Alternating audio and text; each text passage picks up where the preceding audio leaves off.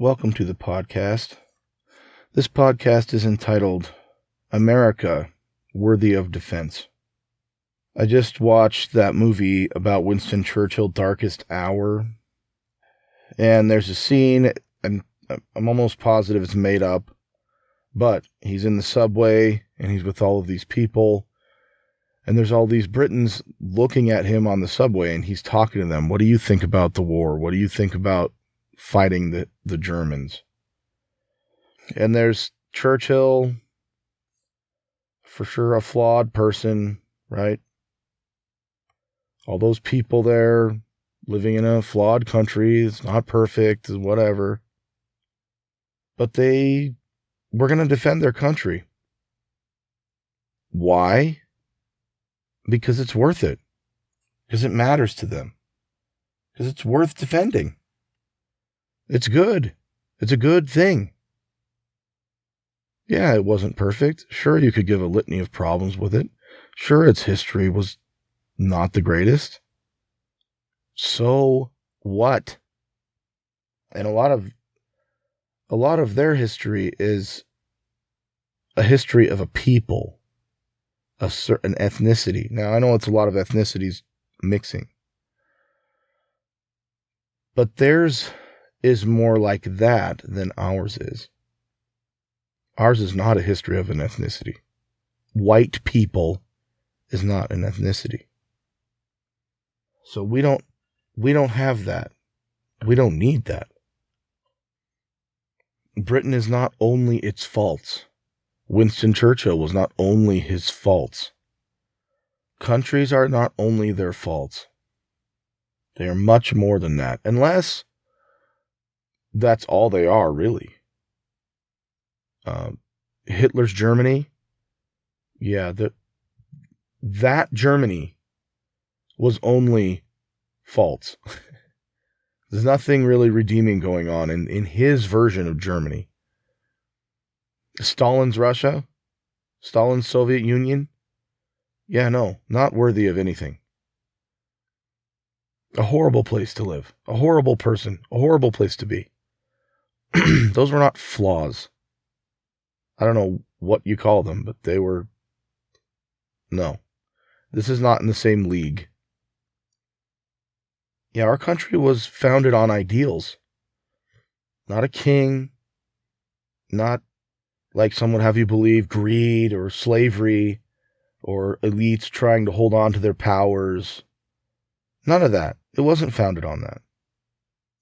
We are founded on ideals. Things to aspire to. Things that we believe are true and that we hope we can implement their manifestation in the real world. The idea that all people are created equal. That. Because from that flows everything else. Rights, a limited government, democracy, all of these things. That's where it all flows from, is the idea that we're all created equal. And yeah, sure, the founders believed we were created by God. That's why it said, endowed by their creator with certain unalienable rights. They didn't mean random mutations when they said creator. But even if you believe that we are the product of random mutations, you can still believe that we have rights. It still works. And we were founded by men who cared about our welfare. Yes, they thought hundreds of years into the future. They cared about what happened to us. They were always talking about posterity. That means us. And people after us, our posterity also, are their posterity. They cared about what happened to us. They didn't just want to make a government for themselves. They wanted to make a government for all time that would protect posterity's rights. And they sacrificed so that they could be free, but so also that we could be free. Many years in the future. And if you know anything about history, 200 years is not very long. It feels like it's moving really fast now, and things have changed very quickly in the last 200 years. But as far as history goes, it's not very long. So stop listening to the constant griping, the constant ripping down of the country, of the government, of our culture and institutions, of our history in general. That's all they're doing. They're just ripping on everything, no matter what it is. Nothing is good. Everything has a problem. Nothing was founded for the right reasons. It all needs to be remade. It doesn't all need to be remade. A lot of it should stay exactly the way it is, or exactly the way it was 10 minutes ago, before all these crazies tried to hijack the government.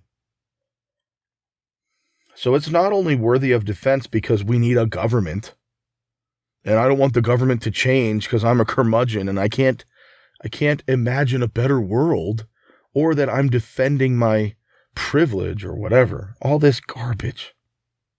But America is worthy of defense because of its very nature, because of what it is and how it became what it is and why it is what it is, and the way it has acted in the world. That's why it's worthy of defense, not just because we need a stable government. That too, but that's not the only reason. You can use that reason to defend almost any government. It deserves defense because of what it tries to do.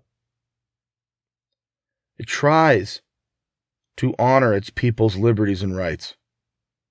It has always tried to do that. That you cannot debate that. You can say it hasn't, okay, but it tries, and it eventually does. And it keeps getting better. So why does it keep getting better? If the founders didn't care about rights, if the founding generation was just fighting to hold on to their own power, or whatever the Marxists want to teach you, then how come the system that they created keeps expanding people's rights over time? How can that possibly be? Because we still use the system. It's changed and we don't use a lot of it. But even if we went back to using the system they gave us, it would still give a lot of people their rights.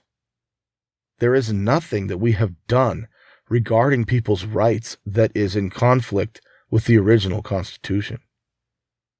Now listen to what I said. I didn't say the original Constitution guaranteed everyone their rights, but the system that they set up was intended to do exactly what we have done, or at least allowed for it. They allowed us to amend the Constitution so that the government could say different types of people can't be stopped from voting. Now, I understand many of them would have said that's a state problem, that's a state issue. That's a different argument. It still allowed that to happen. And it did happen here. Don't just let them discount all the progress that we have made using the system that supposedly corrupt slaveholders set up. If Saddam Hussein or Hitler set up a system of government, would it constantly expand people's rights and defend their rights? No. Why would it do that? Because it wouldn't be set up for that. It would be set up to meet their ends. So this country is better than the Marxists and all the crazies. I don't know what else to call them, because I think Marxists encapsulates all of it. It all stems from that religion, or whatever you want to call it, way of thinking. Revolutionaries, people trying to ruin the government, whatever you want to call them. I think the main thing they agree on is Marxist ideals. I think that's why it's fair and accurate to call them Marxists, to lump them all together as Marxists. So America is better than the Marxists want you to believe it is. Now, we're not as perfect as their make-believe utopia is. We're not as perfect as they think they can make us be. They're trying to lead us to this make-believe Shangri-La utopia place where they know Marxism is going to get us. Where they know that just like Lenin and Mao led their people to paradise, they're going to lead us to the same place. But this old, broken down United States that we all love just because we're cavemen, and just because we can't think of anything better, and just because we can't imagine something, or we hate brown people, or whatever they're going to say next. We hate people that don't look like us, and when somebody from India does well, it makes us mad. Yeah, that's all ridiculous, and you know it's ridiculous deep down. It's the stupidest thing anyone has ever heard. Are there a few thousand KKK idiots out there who think that? Yes. Does any normal person that you know think that? No. And you know that. You know it. It's just a way to malign us. In real life. Not in theory. Not in someone's fantasies. Not in someone's make-believe future where we're marching on to greatness. In real life, in the real world, in history that can't be denied, America is the greatest country in the history of the world. By most measures, you might be able to find one country that's better in this way or that. Fine. But that doesn't mean America isn't the greatest country in the history of the world. I'm sorry. If you were taught otherwise, you were taught wrong. And that's not even why it deserves defense. You know, you could have a country that's great that maybe doesn't deserve defending. I don't say it deserves defending just because it's great. But that is part of it. Part of its greatness is because it's free and because it promotes freedom and because so many of its people are free. Now there are hardly any people who aren't free. Don't let the Marxists tell you otherwise. Are there poor people? Yes. But that's not because of the government. Well, it might be because of bad government policies or something. That's just because there's poor people. In what society isn't there any poor people, or aren't there any poor people? Don't tell me about Cuba and all that. No. There's poor people in every single society, except Japan, maybe. That's just because it's a rich society. Not because they're not communist. They're basically free, like we are. They have a system much like ours.